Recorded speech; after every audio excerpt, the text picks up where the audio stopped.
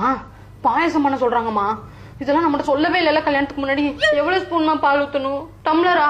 எந்த டம்ளர்மா? சின்ன டம்ளரா பெரிய டம்ளராமா? வீட்டுக்கே வந்துடும்மா, இதெல்லாம் எனக்கு தெரியவே தெரியாது. ஏமா அப்புறம் பேசுறேன். என் மாமியார் மூஞ்சி தூக்கிட்டே இருக்கிறாங்கம்மா. எதுக்குமா? எனக்கு என்னடி தெரியும்? நீங்க தானே கல்யாணம் பண்ணி வச்சீங்க, என்கிட்ட கேட்டா? துணி காயாததுக்குலாம் என்ன பார்த்து முறைக்கிறாங்கம்மா. குழம்புல கொஞ்சோண்டு உப்பு கூடிட்டுமா. என்ன பண்ணட்டும்? தண்ணியா? பத்தப்பொடியா? சீக்கிரமா நான் அப்புறம் பேசுறேமா. அப்புறம் பேசுறேன்னு சொல்லிட்டு பேசவே இல்ல. கல்யாணம் முடிச்ச கையோட இல்ல, எல்லாரும் கை கையில விட்டுட்டீங்கல்ல, என்ன மறந்துட்டீங்கல்ல. கேரட் சின்னதா வெட்டணுமா பெருசா வெட்டணுமாமா? எதுக்கா?